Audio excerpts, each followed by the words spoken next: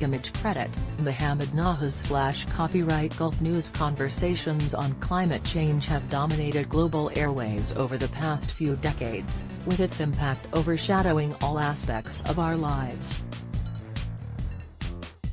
Despite its ubiquitous presence today, any attempt to link climate change to sport might well raise some eyebrows. How can climate change possibly affect how we play football, tennis, cricket, or indeed, our enjoyment of them, one might ask.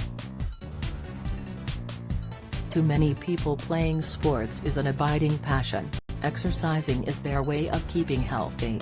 In addition, sport has become an important source of revenue generation and can ensure a significant impact on the economy of countries.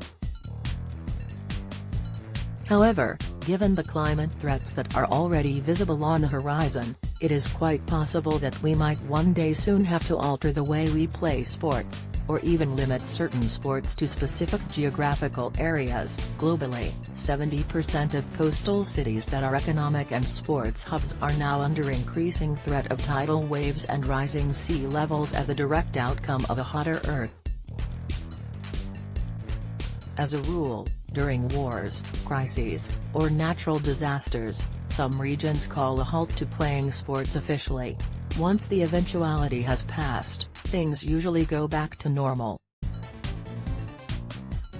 Physical infrastructure suffers, however, when it comes to climate change. Its impacts only intensify and become more dramatic over time. Today, there are nearly 400 extreme weather events occurring every year around the world.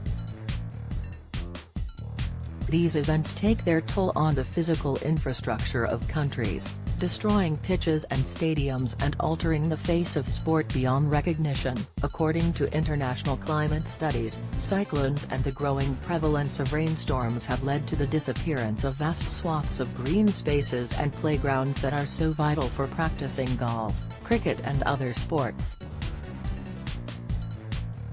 In recent years, the scorching weather in traditionally temperate regions has taken its toll on one of the most popular games in the world, football, with the training schedules of footballers being systematically shortened due to prolonged heat waves and the players' inability to practice in hotter than usual conditions. Likewise, in tennis, rules that applied over several decades in the past have recently been altered to factor in the changing weather patterns.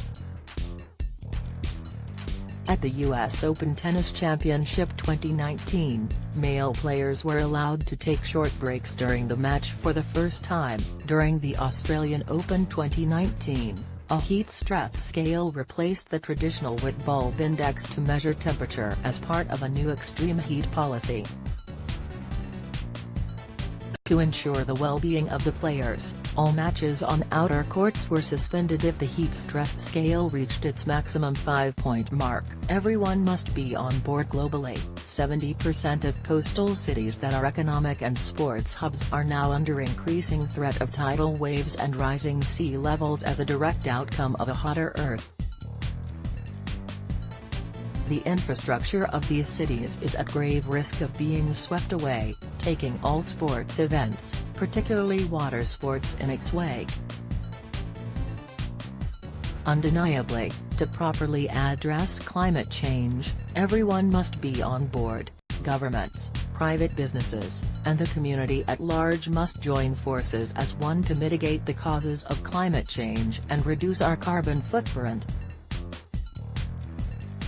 The UAE understands the importance of adopting policies for a sustainable future. The Ministry of Climate Change and Environment partnered with the Higher Committee of the Special Olympics World Games Abu Dhabi 2019 and private entities in March to launch a joint initiative to offset the Games' carbon footprint through encouraging the public to cultivate local plants. While this might seem a small effort in the greater scheme of things,